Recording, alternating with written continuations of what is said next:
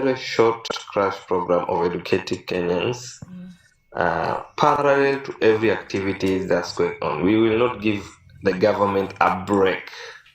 That government action, and then now we'll have a loophole where the government will be able to use as their upper hand in terms of their strategy. So that's what I think, and I don't know what's your take, guys. Everything should run parallel to the current activities. All the stakeholders, right? All the stakeholders should be. Kama ni walimu wanalia, if it's ni madaktari, all sectors. Everybody should actually take a position in this movement. If you're an engineer, if you're a teacher, if you're and of course everything plays part.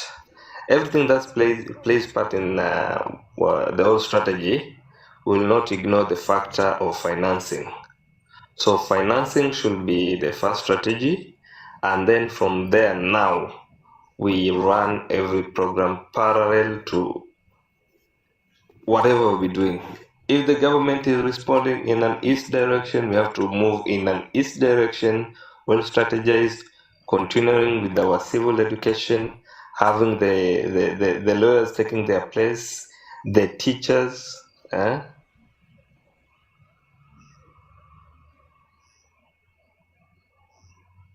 We are listening to you, Junior.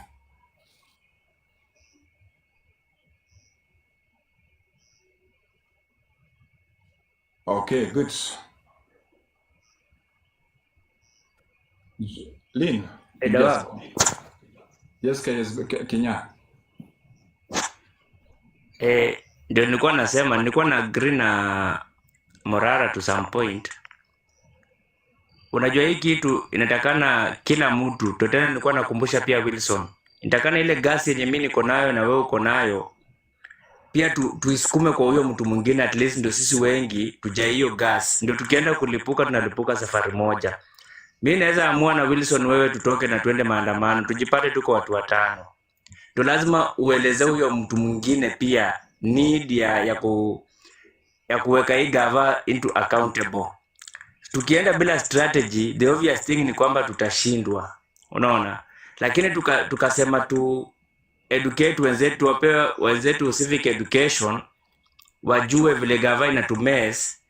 Hiyo unajua itaenda kuteka time kiasi. Lakini tukisema tulazimishe tu saa hii ati lazima tuandamane, itakuwa tu maandamano kama hizi zingine za kawaida. So hii gasi yenye tuko nayo ndio unasukumia mwenzako, unasukumia jirani yako pia aja hiyo gas. Ndio sikenye unatokea akuangalia kama fala, anaona ni pia yeye anastahili afanye hivyo. Unaona? So tunakaza kamba, lakini tukisema tutokee saa hii maandamano bila strategy yenyewe tuta lose too obviously. So tusukume na tuchanue wenzetu pia mpaka namba itoshe, kwa sababu maandamano haitajiki tu ati Nairobi peke yake, nitaka karibu hata kwa hizi all major towns. Unaona? Na hao watu wote lazima wakuwa wamepata hii information ndio wakubali kutokea.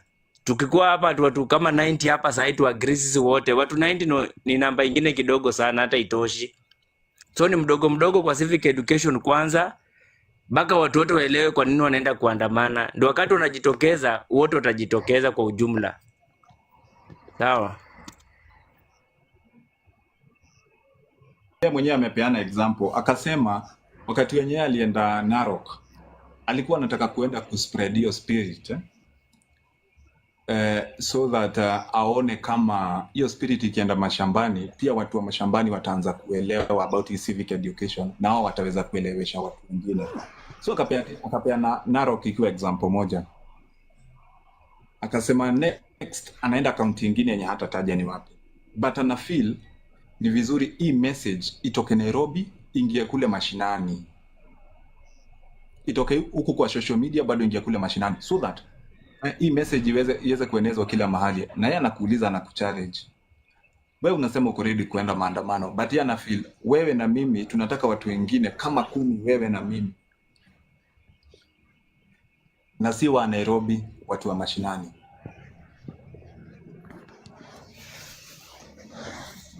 Lete tu Mariko. Okay. So yeah, how ready are we Okay. as Can Kenyans? I make a contribution? Yes, Simon. Yes. I want to appreciate what Mr. Morara have been doing, but I've been following him up and down to see where he has been visiting. Really, what's in the ground? For instance, like somebody like me, I'm coming from a real machinani. But when you have to educate the people about a way whereby we can come together for a demonstration, it's so hard. The thing that is in the ground right now, or what these people has misled the people from the machinani, is that the Morara is a misleader. Even right now, in Morara, you will visit a certain account, as you have said earlier, that you try to visit a Narok. You find that the ground was so hostile. Now, for us to make this thing to come a clear thing. In fact, ya kesi zake watu wa Narok walimwelcome, wale walikuwa goons and so akasema that's what yeah, yes, that's what I'm in the ground where people are now like our real politicians who have exploited us so much. I've come and misled these people that what we are trying to figure out is wrong. The information that they have, they claim to be right. But right now, when you get somebody from a mashinani, update mano da ni pesa watu kwa mfuko, watu hawana wako msoto. Mtu akiamua aende barabarani sasa mpaka jioni, arudi kwa nyumba ana chochote cha kukula. How do you expect that person to come back tomorrow again for a demonstration? The thing that we are trying to do, if it could be possible for these people to have something in their pockets, the maandamano or the revolutions comes when people are rich in their pockets. When we have something in the pocket, let I tell you, my friends, people, the whole country could be in a demonstration right now. Unawori, ebu, can you mute kidogo nikufunze kitu? Maandamano ipeleki watu kwa barabara wakiwa na pesa. Correct him. Maandamano, mwenye anaendaga maandamano amelipwa, huyo ati ndio ikweni. That's not a demonstrator. Simeon.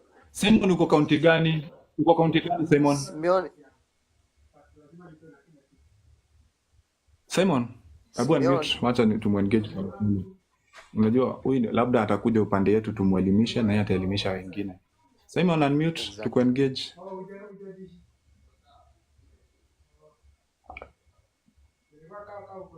Accept.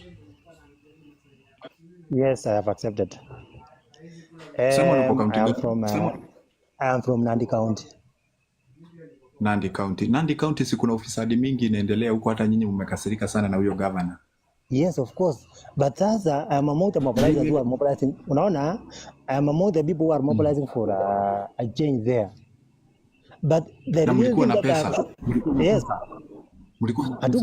Hatukuwa na pesa sisi. Hata hii nchi namna hiyo haistahili kukuwa na pesa ili muandamane, si ni kupigania haki ili Kenya ikuwe sawa kwa kila mtu. Yeah, that is it. Okay. But what I'm telling you is this way. Whenever we nikwambia, unajua watu wanasukumwa maandamano ni maskini. Hawasukumi na utajiri. Ukiwa na pesa kwa mfuko, unaenda kwa barabara kufanya nini? Wacha nikwambia thing, I am differing with you with that thing again. Na kudifa na wewe hapo. Naona when we have money in the pockets, unasikia watu wakiwa na pesa kwa mfuko. Uliona hata wale wa Nandi walienda.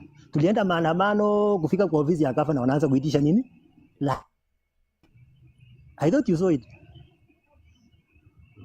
So watu hawana pesa yao wenyewe wa kujinufaisha ndio wapate nguvu na morale ya kwenda. Because this thing, if it's a thing that it is from an individual to individual. Hey, Simon. Yes. Simon. Simon. Please. Yes. Let's have Simon. Wacha niongeleshe Simon sekunde moja kidogo. Unajua Simon? Yes. Simon, unajua mtu ndiye atoke aende afanye demonstration. In most cases anakuanga amekasirishwa kwa sababu ya ile kitu ingefaa ifanywe na serikali na haikufanywa.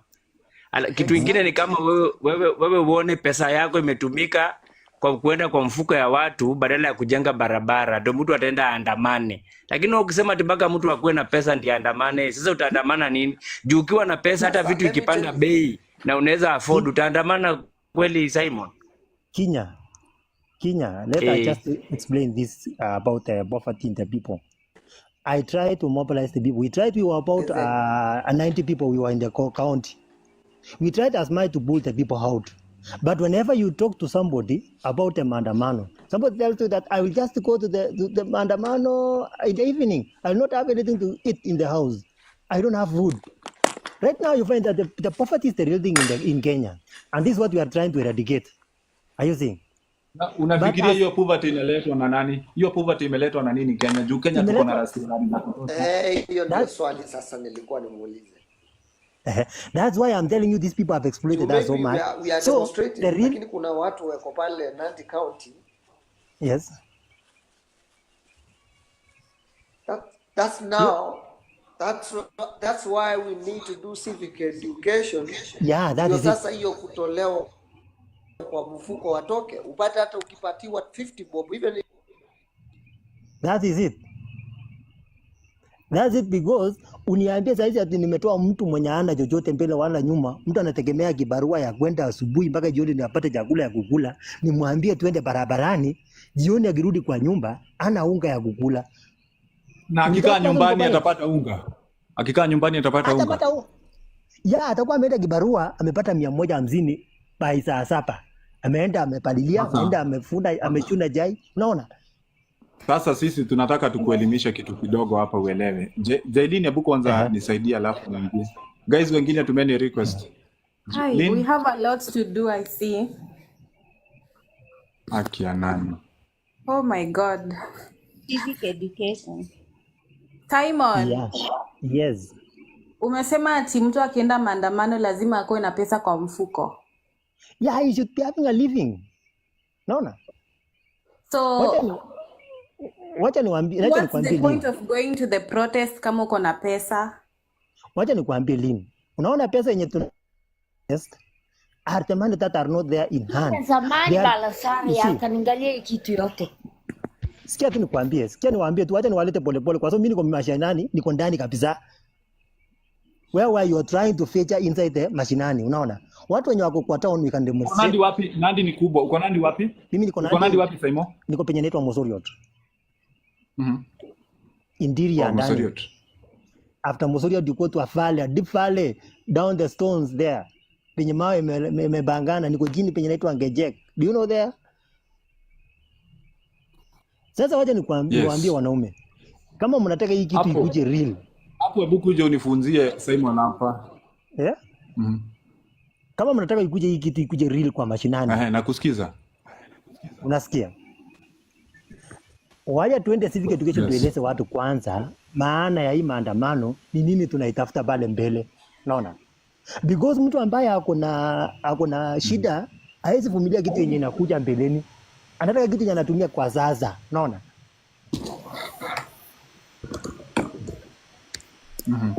Are you getting? Mnanipata? Yes, tunakusikiza. So the basic thing that Yes. I can advise, that I can advise for a revolution to come to Kenya, ambapo wote tutakam on a board, wote wananchi wote ambaye atuweze kama class in a class, kwa sababu sasa tukiongea kwa social media hivi kwanza, do you know that there is somebody who cannot afford the bundles to get what we are trying to spread right now? Hata mtu kwanza hizi access smartphone ndio aone kini inaendelea to be updated. Naona. So the basic thing, we can take somebody whom have come from that village, real ndani ya village. We educate that person. We let that person to go to the village and spread the gospel about why are we fighting for this, for our resources to come back to us. You see? Are you getting me? Yeah.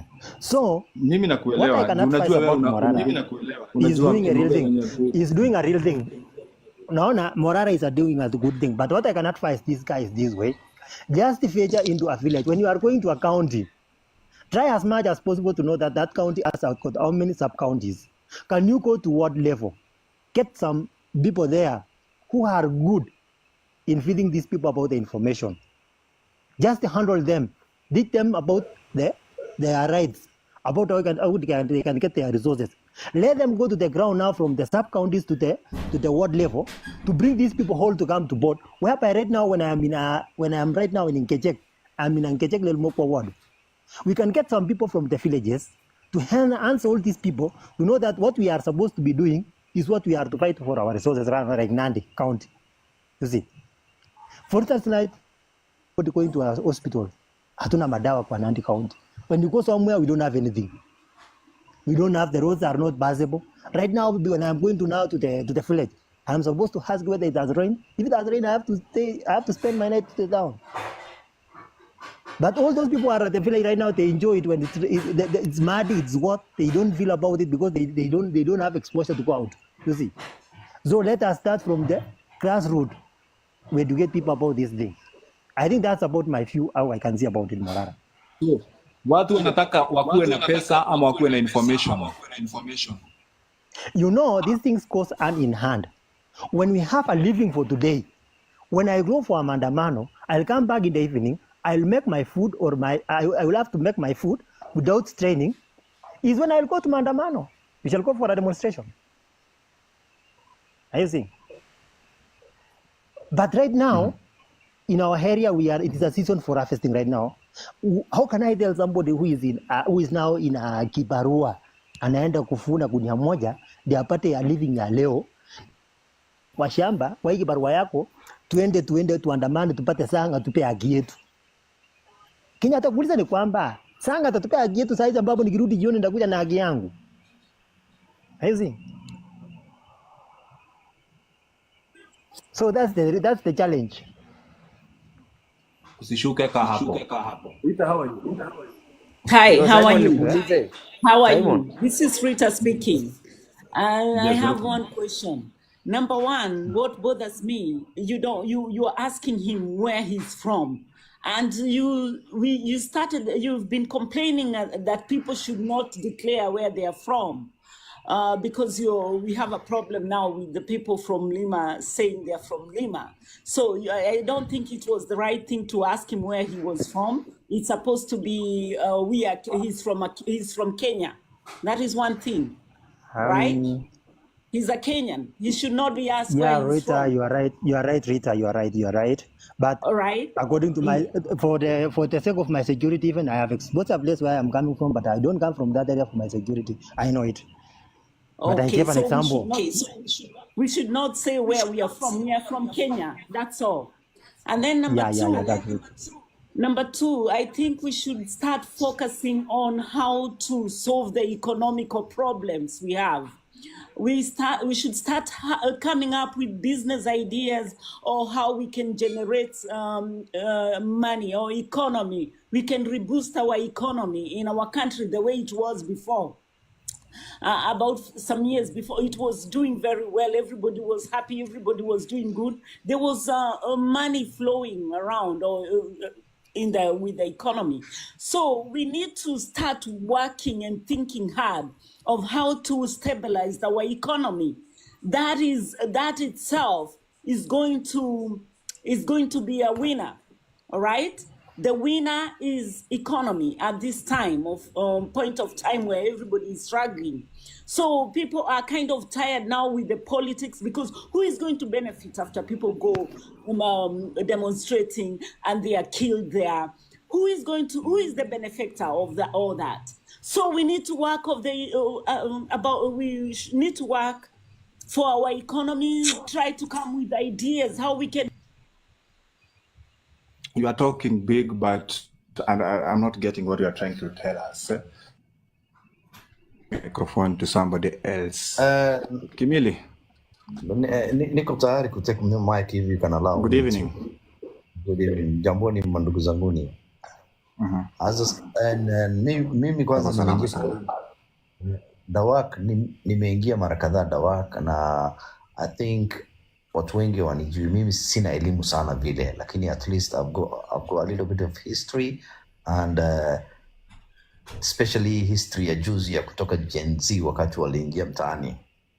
Walifanya kitu kizuri sana. Kulikuwa hakuna ukabila, kulikuwa hakuna nonsense, kulikuwa yani ilikuwa raw. It was a raw and demonstration, which was really good. So sahizi tuna struggle. Can you hear me, guys?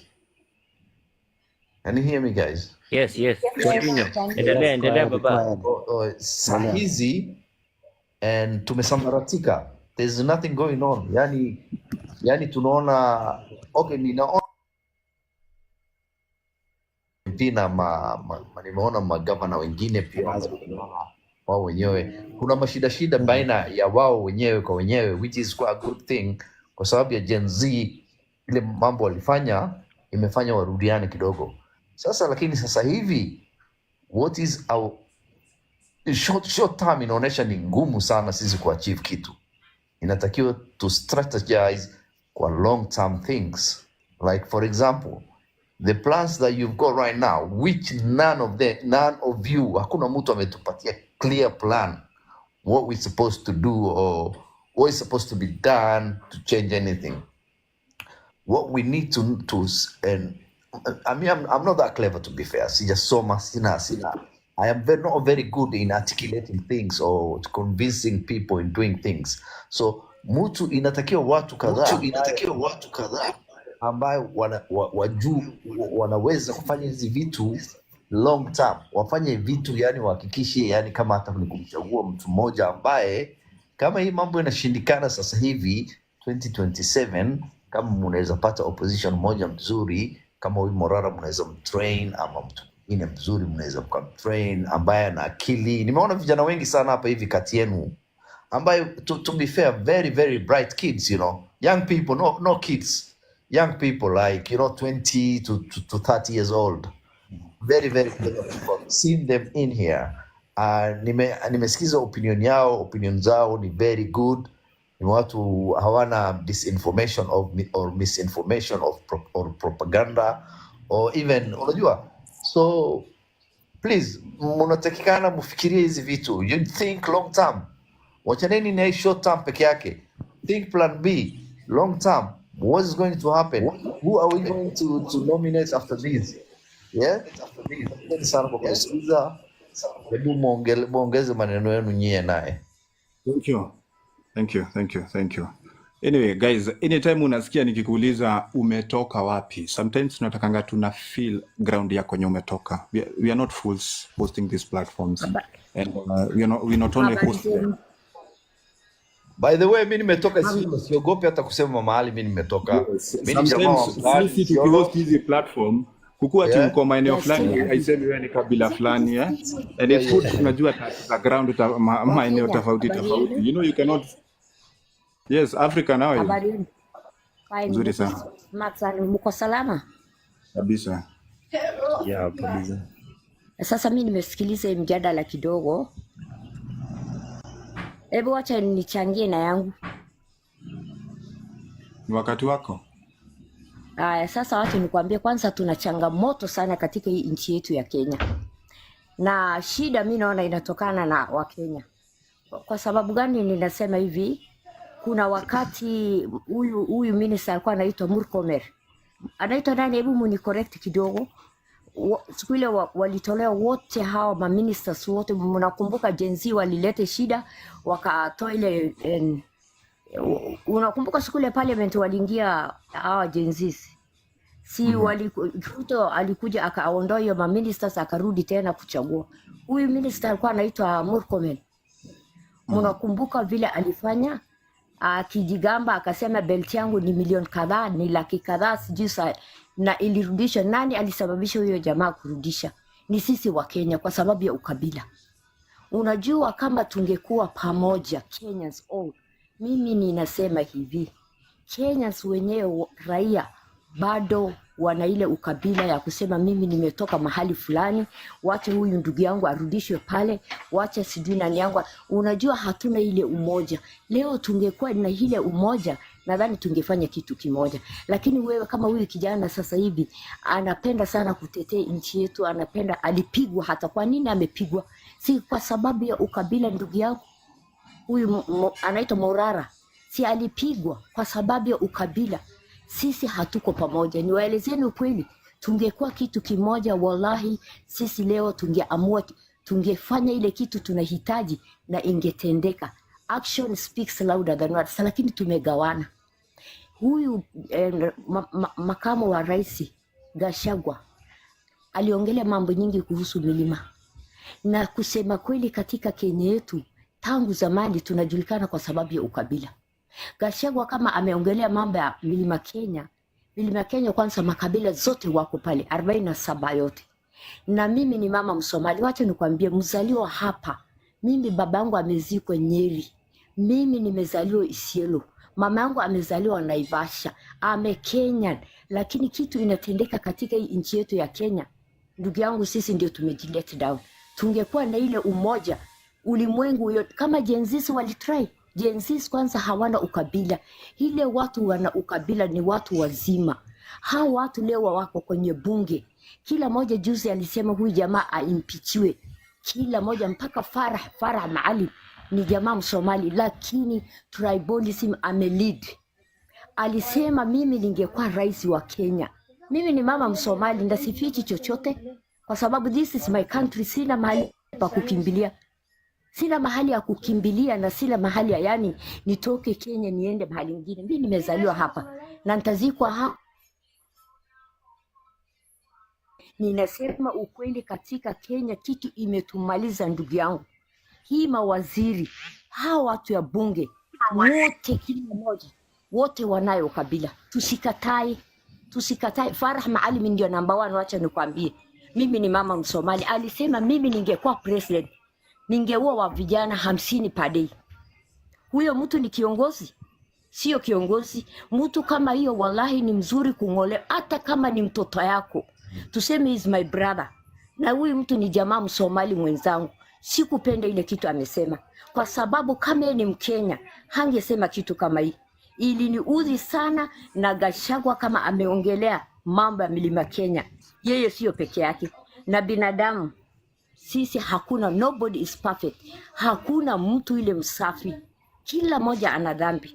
Lakini vile wameingia kwenye hiyo parliament, hao watu wameenda mpaka kwa Senate, inaonekana kabisa hii watu wa Kenya wale wako kwenye hii bunge, wale tumechagua ndio wanatutenganisha na wengi katika raia yetu.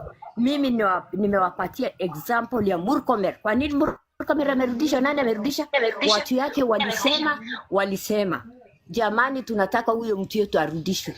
Alisaidia nini wa Kenya? Watu wangapi? Angalia vijana yetu leo wamejaa katika hii Kenya Kenyatta Conference Center wakitafutana na kazi. Yeye akisema watch yangu ni sijui ni 300,000, belt yangu. Wangapi leo Kenyans hawana kazi? Vijana. Mimi nauliza, hiyo ni swali. Mimi ni mama, ninasikia uchungu. Mimi ni mama Msomali. This is my country. Wacha niko na swali kwako. Niulize baba. Wewe ukiwa kama mama unaweza tusaidia aje kufikisha hii ujumbe yenye sisi vijana tunasukuma huko kwa mitandao ifikie wa mama wenzio? Sasa wacha nikwambie, kwanza mimi ni mama, pili mimi ni mwanaharakati, mimi ni mzaliwa Isiolo. Mambo nyingi sana ninaongelea. Unaona kama hii kijana anaitwa nani, Morara. Huyu kijana alitukuta mpaka Isiolo. Kuna baadhi wa Kenya Isiolo pale walitaka kumpiga. Na nani alitumia hawa watu? Ni governor wa Isiolo. Huyo jamaa anaitwa Ibrahim Hassan Kayole ndio alituma hawa vijana, akasema pigeni huyu mtu, kwa sababu anasema ukweli. Na leo katika nchi yetu ukisema kweli wallahi hutalala one day. Hutalala, na mlishuhudia hata nini. Wako wapi vijana wetu? Kina Rex na wenzake wako wapi? Wangapi wamekidnapiwa na maiti wanakuja kupatikana maiti? Ndio mimi nasema Kenya wallahi hata tufanye nini, na huyu mtu ameona weakness yetu. This president, our president, ile tumechagua wallahi, na akachukua hiyo Biblia, tukafuata hiyo Biblia sisi, kwa sababu mimi ni mama Muislamu na nimesoma missionary school, nimeona dini yetu sisi wote tunaabudu mwenye. Alichukua hiyo Biblia ndio kila mtu aliamini huyu mtu, lakini alitufanya nini ndugu yangu? Na saa hii ameona weakness yetu, na huyu mtu atarudi. whether you like or not, Ruto will come back, kwa sababu ameona weakness yetu, ameona tunagawana. Ule mtu kidogo akiongea kidogo anazimwa, mwingine akiongea kidogo anapatiwa pesa, ananyamazishwa. Hata nyinyi mnajua hiyo. Kwa hivyo mimi ninasema hivi, nini tunaweza fanya mama na sisi tutoe tukimbie Ruto? wapi? Hebu tuambie tufanye nini tutoe Ruto na watu yake ya Kenya Kwanza. Sasa wacha nikwambie, kwanza hii nchi yetu ya Kenya, wallahi wabillahi, ni mahali moja, ni kama huyu mtu ametumwa. Mimi nimekaa chini nikaona huyu mtu sijui nani ametume yeye, mimi sijui anataka kutuharibia nchi, anataka binadamu. Ile maandamano kidogo uliona watu vile walikufa, mengi ilituharibia, na sisi hatutaki kufika pale. Hatutaki nchi yetu iharibike, ikuwe kama Sudan, ikuwe kama Mogadishu. Leo hawana nchi, wana mabendera 100 di Somalis. Juzi nimeona wacha nikwambieni, wallahi, unajua sisi tunabebaga dhambi ya Wasomali wengine, tunabebaga dhambi ya Wasomali wengine. Wacha juzi nimeona ile mama aliuliwa na watoto wake wawili, watu walibeba bendera ya Somalia. Tuko Somalia ama tuko Kenya? Sasa mnaweza kudifferentiate? Hamwezi. Na mimi sitaki nchi yetu iharibike, ikuwe kama Sudan na Somalia na Syria na Yemen. Hatutaki ifike hiyo mahali. Huyu mtu ametusoma. Nani anatupiga? Wacha nikwambie ni nani anatumaliza. Ni watu ya bunge. Angalia Raila Odinga, kila miaka anapiga kura, anapita, ananyang'anywa, anarudi. Watu wanafanya maandamano, watu wanauawa. Angalia ile baby Pendo, wangapi walikufa? Kuna mama alikosa vijana yake wawili siku moja, wote walikufa kwa sababu ya Raila. Na alikuja akafanya nini ndugu yangu? Kwa vijana yangu alikuja kufanya nini? Si amerudi kwa Ruto? Angalia huyu anaitwa nani, hii watu wa ODM wengi walirudi pale.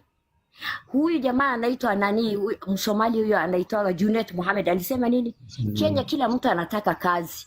Hata mimi ningemambiwa ukuje upate kazi, hata mimi ningerudi pale. Sasa mimi nashangaa tukimbilia wapi? Wallahi yani ni kitu nzito sana.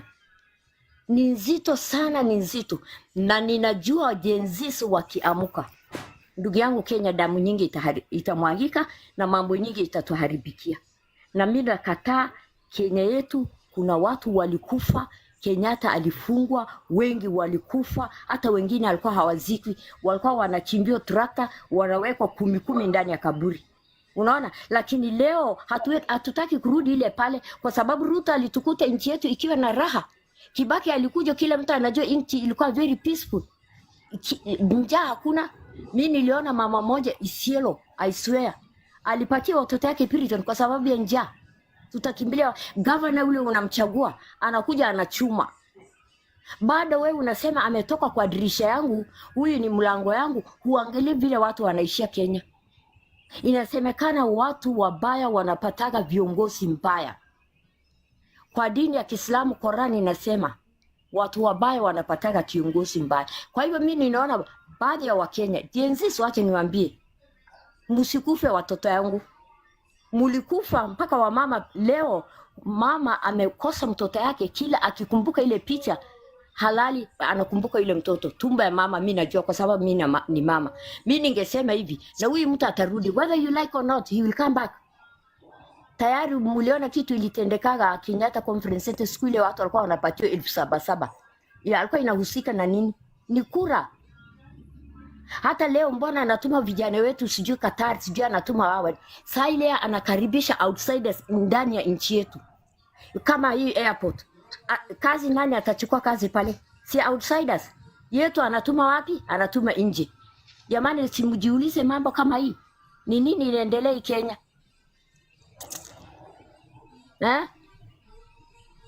Alafu mtu anasema, Murkomen ni kijana yetu saa ile jenzisi walikufa pale. Saa ile yeye anajigamba bwana. Anasema belt yangu ni 1,700,000. Sijui nini yangu ni 500,000. Mashinani watu wanakufa njaa.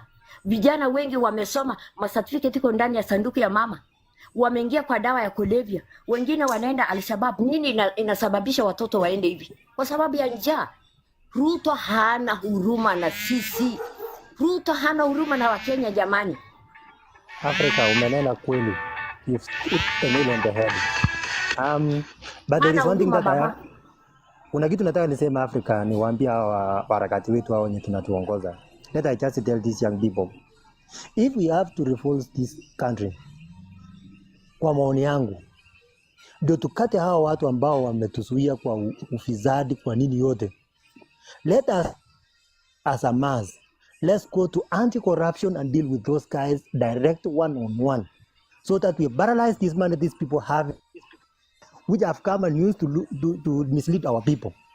Let's deal with all these arms one by one. If it is a judiciary, let's go to judiciary. If it's an anti-corruption, let's deal with anti-corruption itself. My friend, Yes. these Hata ya institutions are corruption ni hawa compromised tu. with national Hatuna government. Let me tell kotini, you. hatuna kotini. Hakuna kitu Mtu tuko anaenda nayo hii Kenya. Hatuna hakuna, judiciary, That is hatuna legislature, hakuna, hakuna kitu hakuna, tuko nayo. hakuna. Zote ziko compromised. Zote ni Ruto. that's Ruto why ni Eh, kila kitu. that's why I'm telling you this way.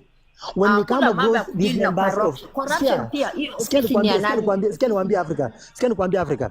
If we have to deal with the anti-corruption, we deal with the chairperson himself in person, because he's not delivering his duty. Kama itawezekana tuende mpaka kwake, as a mass we mobilize ourselves, we go there kwake to deal with him individually. Ndio mtu ambaye anakuja kuingia pale atajua kwamba wananchi wanatuelekeza kwa macho, so that we can cut this thing once and for all. Kama hii anti-corruption ndio shida, tuone hiyo ofisi ya anti-corruption watoke. Unaona? By all means, akitaka kulandi kila mahali tunaenda in mass. Tunatangaza kwa hizi kaunti, ukiona mtu wa anti-corruption yote, to deal naye accordingly. I think that's my opinion I can say.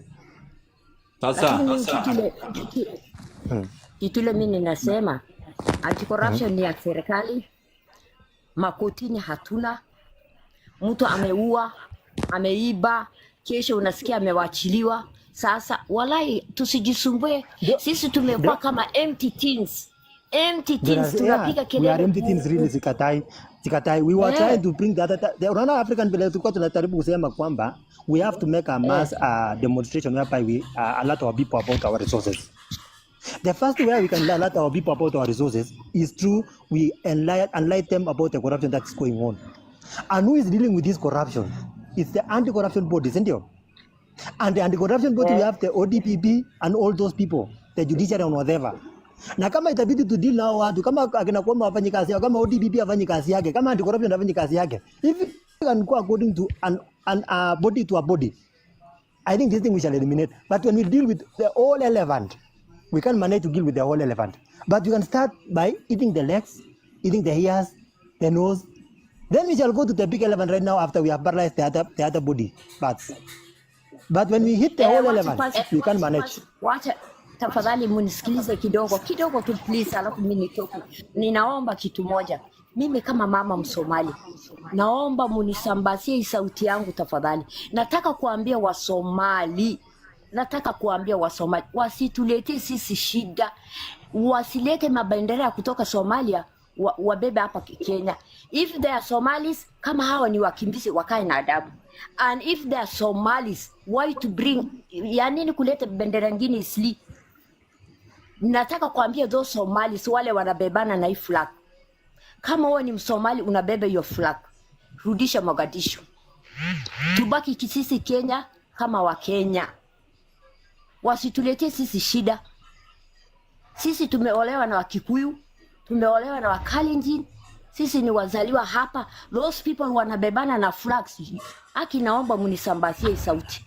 Hiyo flag yenu warudishe Mogadishu, watupatie sisi, tusichapwe, tusiharibiwe sifa kwa sababu ya Somalia, wale wanabebana na flag ya Somalia. Sisi tunajua flag ya Kenya, hatujui ya Somalia. That is my voice. Mimi nimekasirika sana kuona jana wanabebana na flag blue. Flag blue. Kwani hiyo flag blue imetoka wapi? Hiyo flag blue ni ya Somalia. Sisi kama sisi ni wa Somalia ya Kenya, tunatambua bendera ya Kenya. Mungu nguvu yetu ndio tunajua hiyo. Hatujui hiyo flag wanaleta isli. Wasituletee sisi shida. Alikuwa tunakaaga Kenya na amani. We are Kenyans. Tumesoma na Wakenya. Tumelala dormitory na watoto wa Kenya. Mkikuyu ni jirani yangu. Mkisii ni jirani yangu. Jirani yangu ndio kila kitu. flag hiyo tumekataa kama sisi ni wa Kenya, wa Somali Kenya. Somali sijui ile wanatuitaga. We are Somali Kenyatta. We are not from Mogadishu. Tubebane na hiyo flag blue. No. Kama wanajijua they are from Somalia carrying that blue flag, go back to Mogadishu. Msitulete shida. Wazazi yetu wamezikwa Kenya, babu mpaka babu. Tunajua Mungu nguvu yetu ilete baraka kwetu, ndio tunajua. Tafadhali naomba munisambazie hiyo sauti. Tribalism we don't want. Mkenya Mkikuyu akikufa majirani ninaenda kumzika. Mkisi jirani yangu akikufa naenda kumzika, naye ananizika. Wa Somali pelekeni hiyo tribalism yenu huko na mfatane na Farah Maalim mwenye alisema atamaliza vijana ya Wakenya, angekuwa president hapa. No. You know, Mama, let's not all Somalis, but you should be, Mama, no. Condemn those who did that act, but don't condemn everyone, eh? I'm not condemning. Farah Maalim hiyo sio siri. Alisema ningekuwa president, ningeua wa vijana 50. Is he not a Kenyan?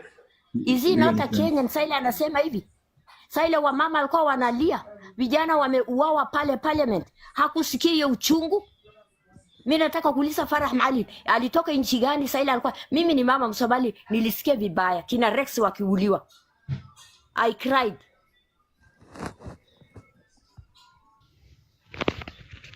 Na nimesema hivi wallahi na sio siri. Kama angekuwa Mkenya hangeongea hiyo luka. Usiende mbali mama. I'm feeling so pain. Tulia tu hapo, usiende mbali, tutakupa tu nafasi nyingine ya kuongea. Tulia tu hapo. Acha tupatie mama mwingine kwa juu yako na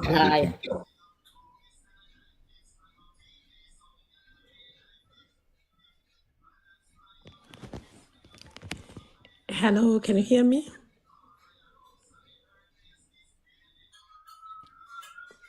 Hello? Yes, I can hear you. How are you? Yeah, I'm fine, thank you.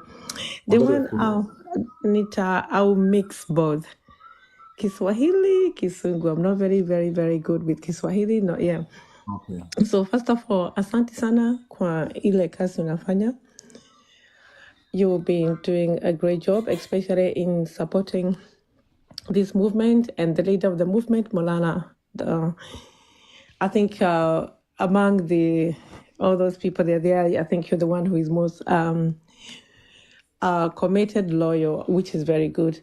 But my question is, Dewani, when you started, I think that was last month. I think, okay, we know Molana is saying that we need 1 million people to go. But for me, my question is, how do we do to get there? And I think Dewani, you started a very good move. Remember, Saida ulikuwa nashukua kila mtu. Because I think, how do we get this civic? Because Molana by himself, he can't be able to do it. But what you started was so good. Remember, Saida ulikuwa unashukua watu wa Mombasa, mwingine wa wapi, everybody there, and you started that. I think that could have worked so well if it was followed, so that at least kila pahari. Imagine I'm still working on it. We'll be launching it date 22 November in Tanzania. Yeah, I think alafu ulikuwa unasema, I don't know, that kuwe na nini, like a small office, some of these places on the ground. Yes. Yeah, because okay, we have a target, but how do we get there? So I think now if we put those things, the step and the measures, because Molana by himself ni vigumu sana, lakini vile ulikuwa umepanga, that was good. Alafu ulikuwa na kama ni hapa, kulikuwa na WhatsApp group ya hapa juu hapa nini, as the only thing that we can do is to help you give people with the finance. Lakini that one did not go, but if you put that one and you follow it up, kama ni Mombasa, uwe na watu wa Mombasa, Nyahururu, Nakuru. My brother is in Nyahururu, na asha answer. I've told him, asha answer. So ukiwa na watu kwa cloud everywhere, so that Molana kenda uko au watu, not only they them not rely on Molana, au wenyewe once hiyo civic education. Sasigine wanaita Molana, because Molana by himself, take almost 3 years to get there. Lakini ukiona vile huyu mtu anaenda, things are moving so quick. And the way things are moving, at Assisi, we need to move quick. We need to step up with them. And for me, the only thing we can do, I think it was Jimmy, I don't know who is that, who said that if we can have a day when that day will come, nurses, doctors, all those things, I think that's a good idea. I think he's putting, we put those things, what do we do to get there? Everybody, so we give idea. Alafu nawe the one Mlala, the idea that people are putting down, you put them down, you go through, alafu muone which one is that okay for you guys. And then alafu munakuja, you feed back to us. Any support that you need, we do. Because if we keep on, repeating, people are being given ideas, and we are not moving, it's that fast. Ruto, sijui ni nani amesema hapo, Ruto ataenda kabisa, takibia. Ruto is fast. Na tutakuwa, it will be so late, and we will only have a soft brain. I think this time is okay. But imagine now if another, lakini sijui ni nani amesema, ni mama ule amesema la Ruto, he has studied the people, and it is true. Ameona, he has already, first of all, he managed to crash the Gen Z, defied. So now they're divided. So he know there's no way they can do one big madamano. Manake, he managed to do that. Uko eggs, wanapatiwa pesa, because the first one was successful because everybody was together. But this time, it's always going to be hard kwa sababu we are divided now. Even us, everybody. It's like there is division everywhere and hate. So we just need to look, how can we do those who are willing, because it's not everybody. Even those, hata kama hao wanajua kuna problem, ni pesa tu, but they don't care. They know kuna problem, lakini ni pesa wanataka. So it's not everybody who go on board. But I think we need to give a time frame to say, okay, we do the civic education. Can we do it 1 year? How do we get there? How do we do it? Okay, tupange. Alafu, and then we start, and then we see how it's gonna go. Because if we go slow, Ruto is going fast. Things are being, passed. And now watu wako nao, kila kitu, when it's go there, wanasema yes. And it will be hard when they're passed and then to go. So for me, I think is the idea ile ulikuwa nayo, the one was good, so that we get, how can you get everybody in all those areas on the cloud? Because it's true. Our moms, our shoshos, huko kwa Shabani, those are the one. Manake Ruto ataenda huko. Those are the people that will give the audio watafort na audio watapatiwa pesa. So those are the most important. Vile Mulala anasema, it is true. But then nani anaenda huko? And the only way we can do is to get those people on the cloud. Kama unaita, kama Nyahururu na Nakuru, everybody who is there, ile ulikuwa umeset, I think you should go back there and you focus on that. You work at watu kila pari, and then they give the feedback to you guys. Tumefanya hivi, tumeambia, tumefanya hivi.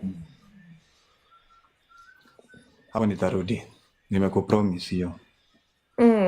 So, and anything that you need. Yep, another thing, let me tell you, people abroad, they're willing to fund you people.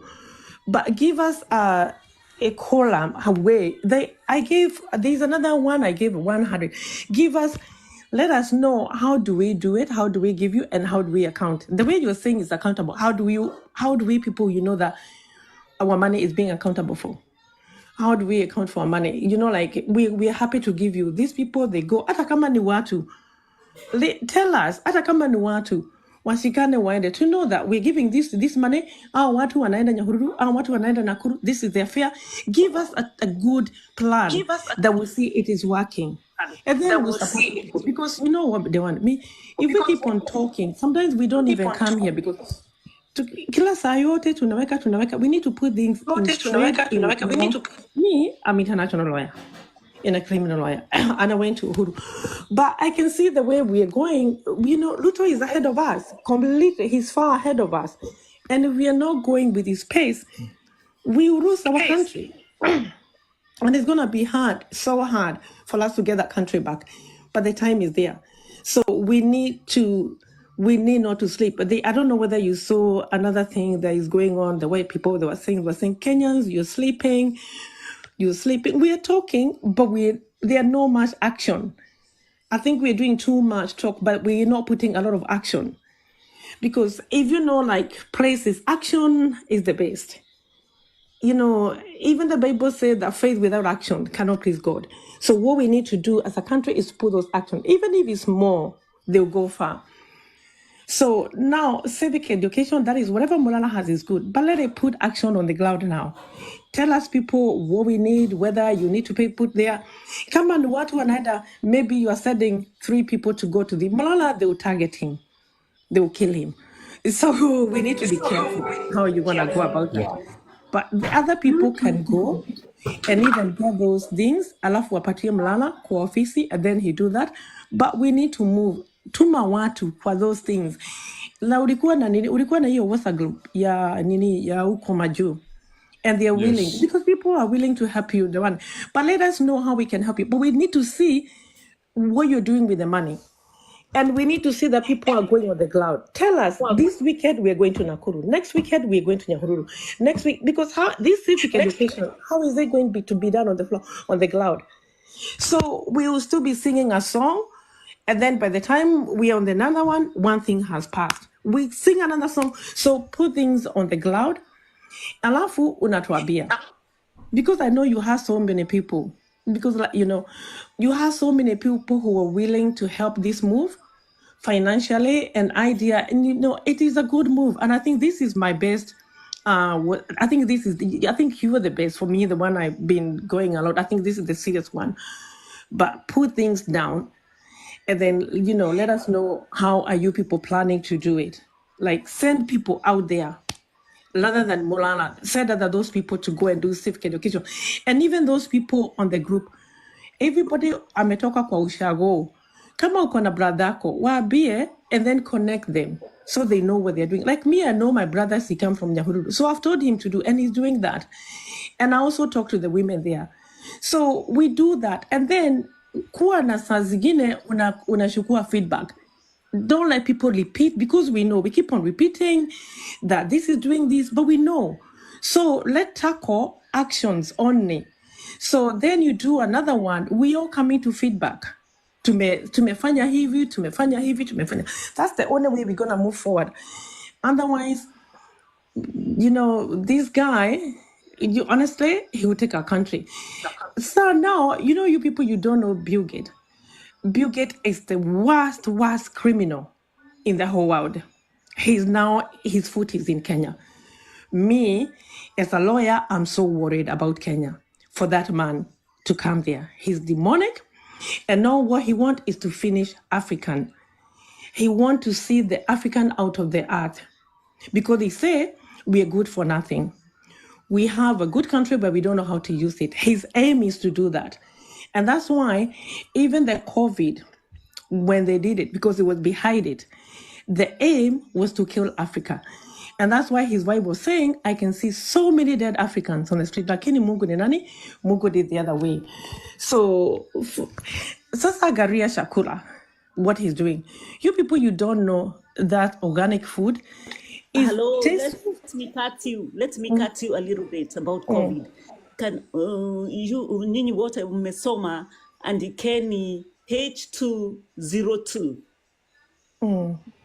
Umeandika hivyo, and then mfanye research ya hiyo ni nini, hiyo ndio COVID, and then msome, mjue vile iko na vile inaweza vile inaletwa nchini. Hamtajua vile inaletwa, lakini inakuja through nini UN. Yeah, that's what I'm saying. So we need, you know, honestly, especially now that Bill Gates is there, we need to act quick. Because that guy is dangerous. I'm sure Munasoma, what he's doing on other country, especially our food. Our mothers, how will their farmers, how will they survive if they have to pay? How are they going to survive to pay those licenses? For me, it's so many things. If you look at ukiangalia Kenya, hata ujui ni nini tutapigiana. It's so many things. We need to fight for our food. You know, I don't know, kind of munaonaga, what is good in Africa and especially in Kenya is our food. Manake for so long, our food is natural. Hapa ukikuja, food is tasteless. Tukipatio nini, nothing tastes good. Hapa kwa majuu, manake ni organic food. Na sasa that's what they want to come now and do, because they try what we can do to die, but we don't because of our food. Lakini wakikuja kuingilia kwa chakula yetu, and then watupatie hiyo, is now they will finish. They will be able to finish. So it's a worry, to be honest, especially food. They go everything, all those food. Even you people, you know, I don't know how many of you, those who work huko hapa majuu, they know. Wanajua vile chakula hapa iko. It is rubbish, full of chemicals. Sasa ukiona tuko na chakula, when we come home, it's so good. We're eating good food. Organic food here is so expensive. Hiyo chakula mnakula upo hapa ni very expensive. Not many people buy that food. Organic food hiyo sasa hiyo iko kwetu is very expensive. Na kuona now sasa that is what is coming to, kuharibu, what God gave us is sad, but we can fight. And I think the only way we can do is to remove the government. There's no way we can do without that, because Bill Gates is already there, but another government come, he'll get him out of the country. So I think, we need to be serious. We need to have a plan. As people will help you, but let's have people on the ground, not Molala alone. And then they will be for the inject party. You just go there. Tell us, send people to Nakuru, Nyahururu, there. And we'll support you guys. Nafikiria, I think ulikuwa na WhatsApp yeah, there's one of the people. See the one ulikuwa na WhatsApp group. Yes. Yeah. So I think go back to that. I think that was very good for me, and I was so happy, and I was in supportive of that, whereby every city you put people there, and for you to measure it how it work. Can you just sit down and set people to go there? At least kuna watu wanaenda huko kwa nini kwa village alafu mnakuja tabia, because how are we going to get this 1 million village? So we need to make an effort to go down there. Some of the people, na nyinyi wote huko mko Kenya. Wow, everybody has a home back home. Nyinyi wote.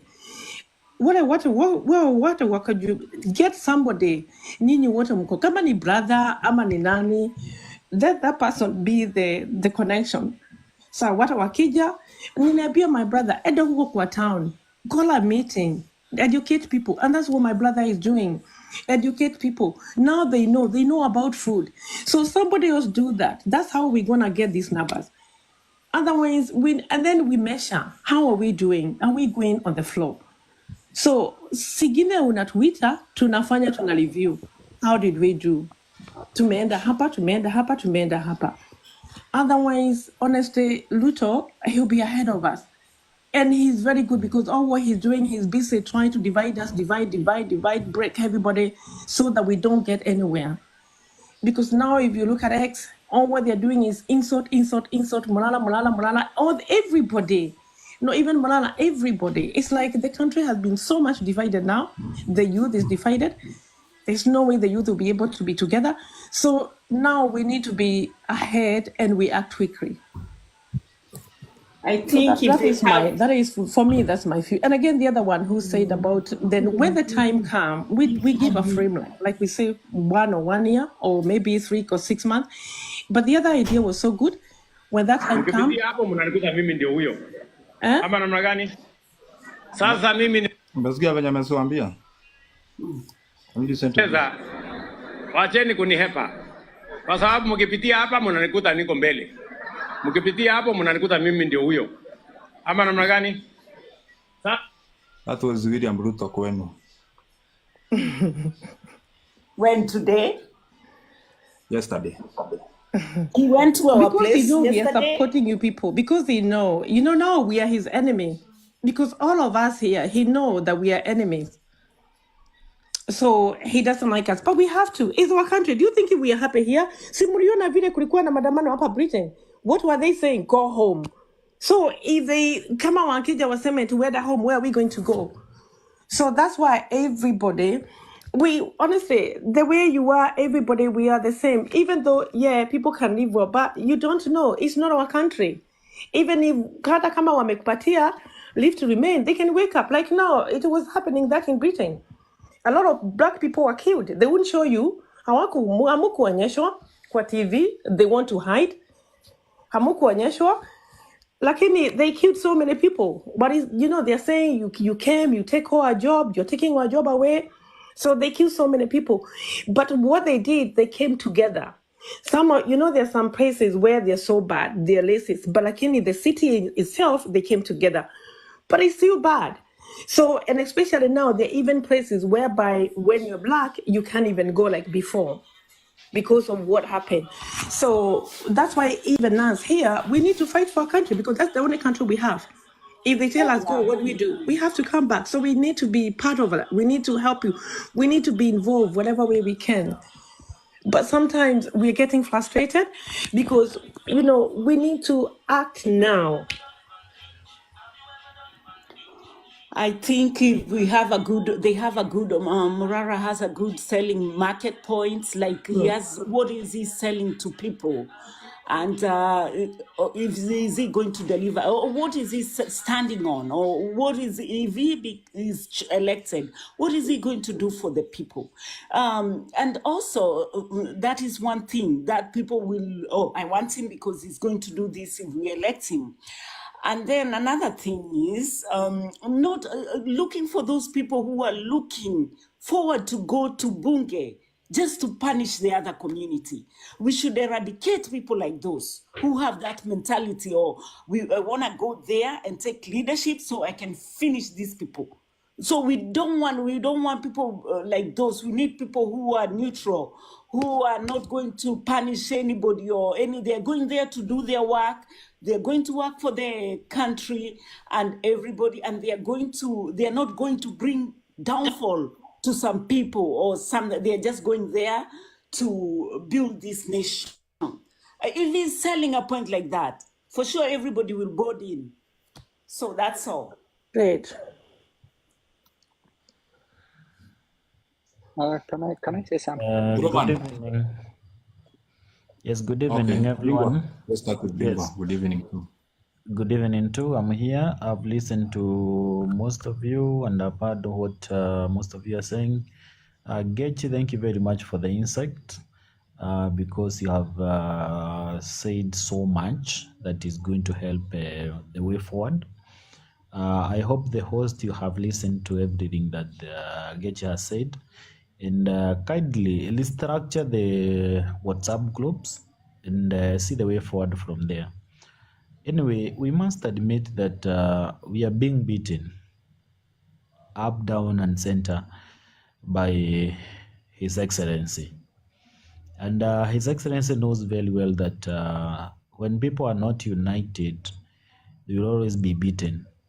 There's a saying in our language where we say that if people are not united, they are beaten by one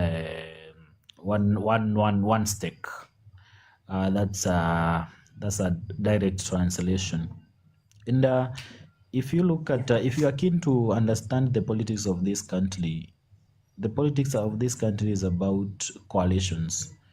And that is why you see that the president is having a very smooth ride in whatever he's doing today, because he has been able to have a coalition with even the people that were criticizing him, even with the people who were against him, even with the people that he was in competition with. And if you ask me, I will say that we as Gen Z, if there is something that we don't have at this particular time, is people of minded people who are almost equal to each other. And what do I mean by that is that when I was talking here yesterday, I said that this idea or the notion of lacing Morara as the only person who is fighting for the Gen Z, that we cannot even talk a whole paragraph without mentioning Morara alone, is one that is making us weak. We need some other Moralas out there.